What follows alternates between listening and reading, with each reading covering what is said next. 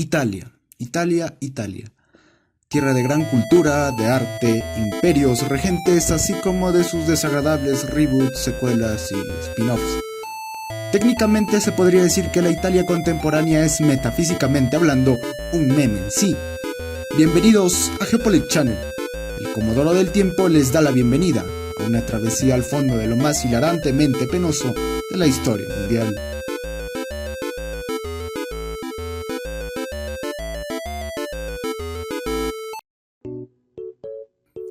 Ahora bien, vayamos al título del vídeo y su respectivo clickbait, pero antes vale aclarar un par de cosas. No hay que ser un genio para darse cuenta de que por lo general la historia occidental, es decir, la historia que nos enseñaron en la escuela, resalta los grandes hechos suscitados en Europa y por extensión protagonizados por europeos, dejando de lado a veces en un segundo plano al resto del mundo. Y a decir verdad, este es un concepto basado en la premisa de hegemonía europea o simplemente eurocentrismo.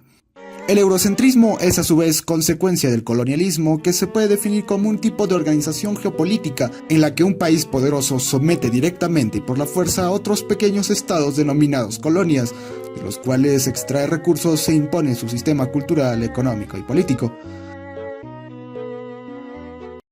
Es así que a partir del descubrimiento de América, la expansión europea se hizo casi imparable.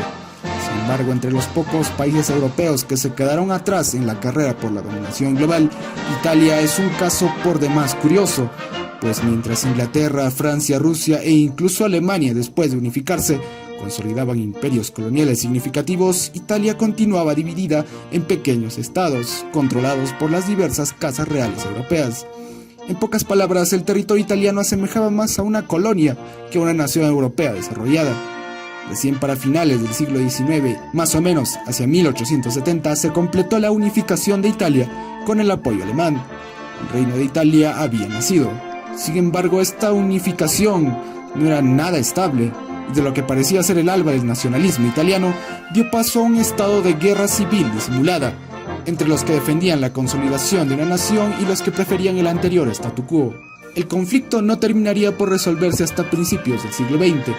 La magnitud de las luchas intestinas agotaría a Italia, sumiéndole a alguna grave crisis que frenaría su desarrollo. Para 1885 se terminó de concebir la repartición de África entre las potencias europeas de primer orden, mediante la Conferencia de Berlín. Por obvias razones, el joven y débil Reino de Italia no fue parte de la negociación principal.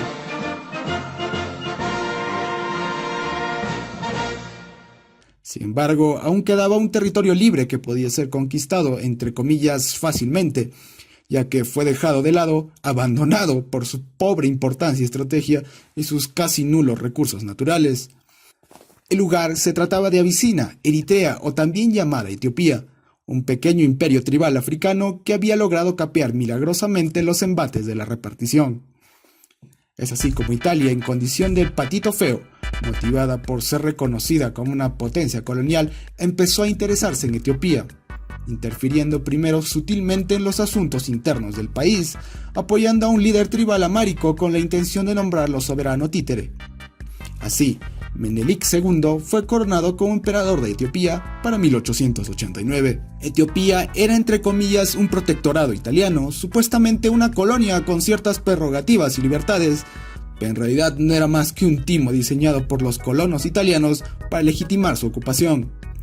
Para 1893, Menelik, consolidado en el trono con ayuda italiana, empezó a cuestionar el trato que recibía por parte de sus auspiciadores, que ahora descaradamente lo usaban como un monigote. La insubordinación estalló en 1894, cuando se produjo una rebelión armada a la que se plegó el emperador en persona. Pues todos en el ejército italiano han oído de Menelik II.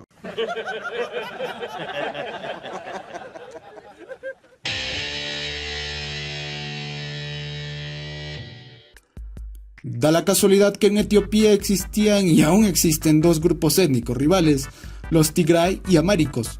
Los primeros en un principio se plegaron a la invasión italiana, esperanzados por la promesa extranjera de independencia. Sin embargo, el alto mando italiano simplemente les había tomado el pelo. Llegado el momento, Italia recurrió a sus aliados Tigray, pero por desgracia el timo no les había sentado muy bien y decidieron permanecer neutrales. Italia tomó la apatía Tigray como una declaración de guerra y subsecuente traición. Las represalias no tardaron en llegar. Esto logró reconciliar a los Tigray y a los amáricos, que unieron fuerzas para expulsar al invasor italiano. En la cadena de dominación mundial, por lo general, se suele considerar a África como el eslabón más débil. A lo que todos llaman gentileza, yo le llamo racismo. Vamos a ser muy amables con el hombre negro. Es de suponer que por su condición de país subdesarrollado no contaba con industria significativa, ni mucho menos con recursos económicos o tecnológicos, a diferencia de Italia.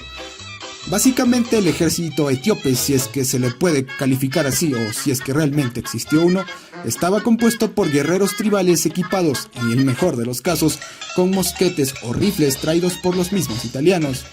Pero por lo general iban equipados a la usanza tradicional, marchando pintados con el torso desnudo y armados rudimentariamente con viejas cimitarras, lanzas y escudos de piel. La derrota etíope estaba más que asegurada.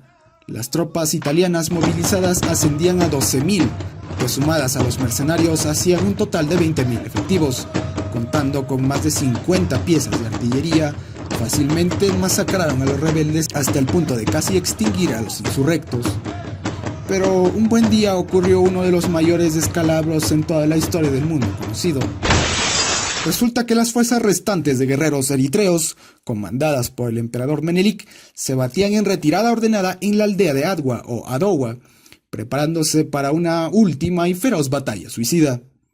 Mientras el bando italiano lo seguía de cerca, confiado en su superioridad táctica, el alto mando italiano, obsesionado por aplastar la rebelión de un solo golpe, ordenó una persecución total sin cuartel, descuidando la logística y disciplina que en gran medida habían contribuido a su éxito, pese a su inferioridad numérica, ya que los remanentes etíopes aún contaban con 100.000 guerreros tribales y unas cuantas piezas de artillería obsoletas.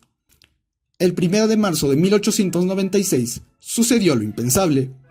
Un ejército profesional europeo armado con lo último en tecnología militar para la época, comandado por los más capaces oficiales italianos, además de un grupo de experimentados mercenarios locales, fue completamente destruido. El resultado de la batalla se considera discretamente uno de los peores desastres militares alguna vez protagonizados por una potencia europea, y el peor del siglo XIX, con la mayor tasa de bajas solo superada en el siglo XX por las dos siguientes guerras mundiales. De las fuerzas invasoras, más de 8.000 italianos fueron masacrados, incluido el general a cargo de la operación. 1.500 fueron heridos y los pocos sobrevivientes fueron hechos prisioneros. Sin embargo, la peor parte de esta carnicería se la llevaron los mercenarios aliados, de los cuales no se tiene constancia de ningún sobreviviente. Prácticamente en una sola tarde todo un ejército europeo había sido destruido por lo que ellos consideraban despectivamente como una caterva inferior de seres salvajes armados con palos y piedras.